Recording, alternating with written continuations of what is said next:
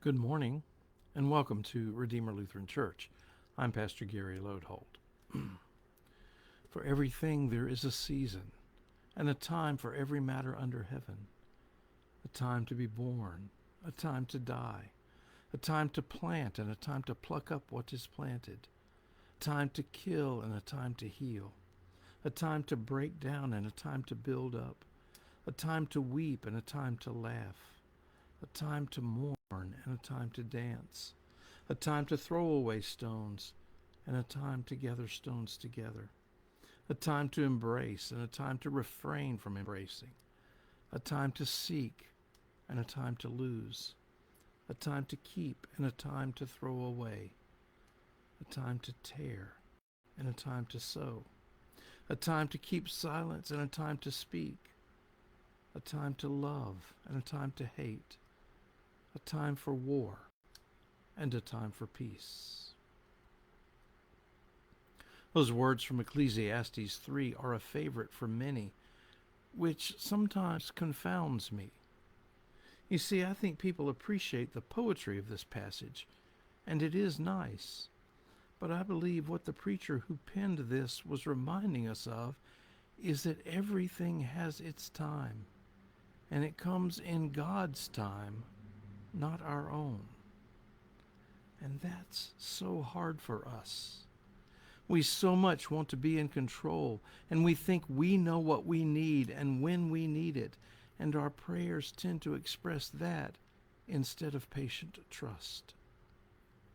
Nevertheless, over and over, the Bible calls us to wait for God.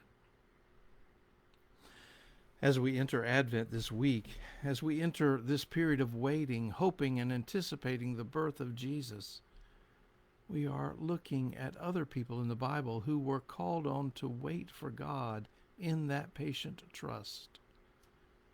Today we want to talk about Abraham and Sarah.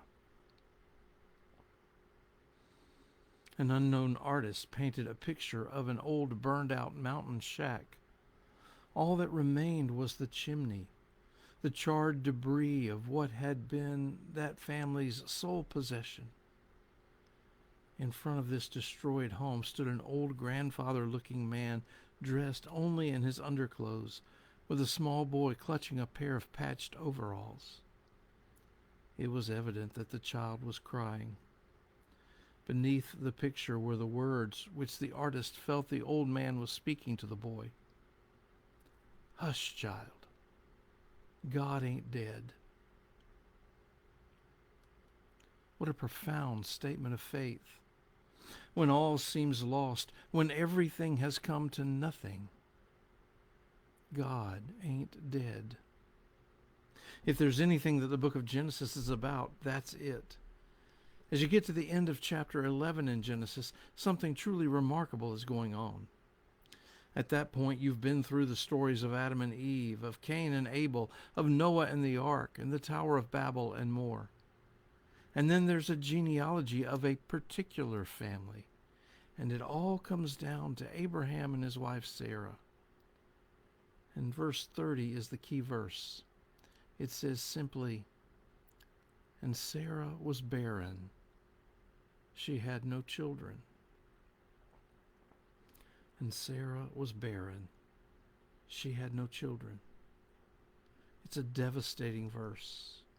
All this that has gone on, everything that has come before, now has come to nothing, to no future. And worse, in that day, a woman's job was to have children. Children provided for you in your old age. Children continued your line. Children were the mark of continuation. Without children, there was no purpose, no fulfillment. Without children, there was no future. And Sarah was barren.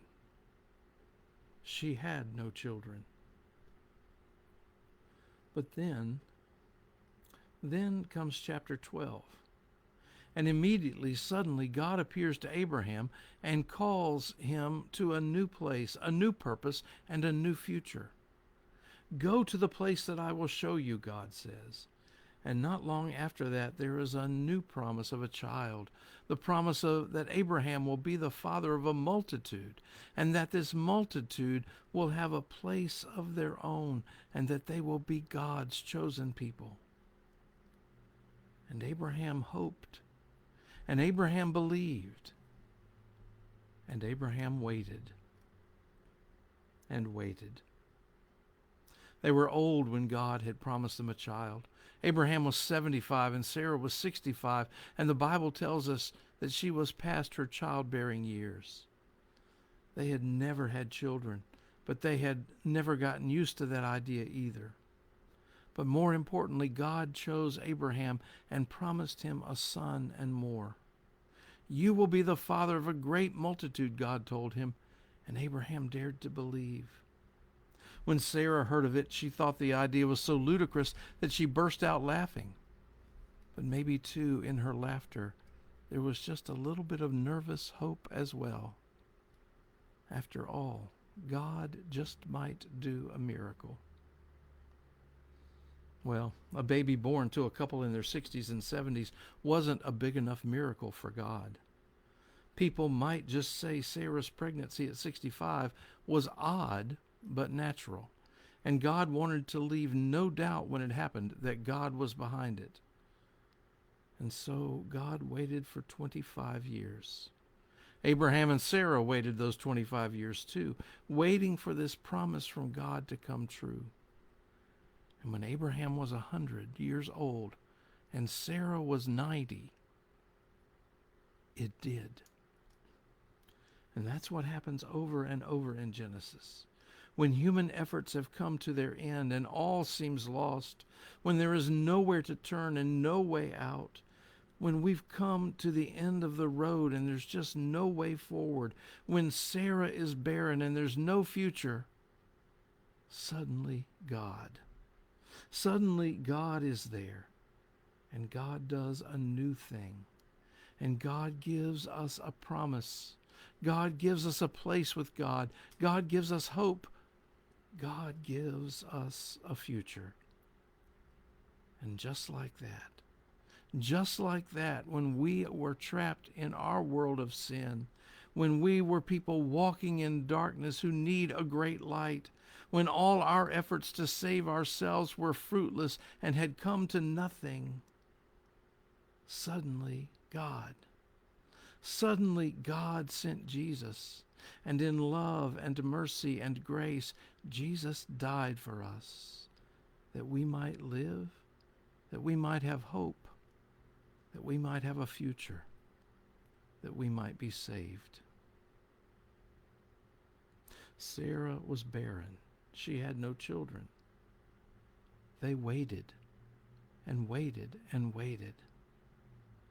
When all our human efforts have come to an end, remember, suddenly God.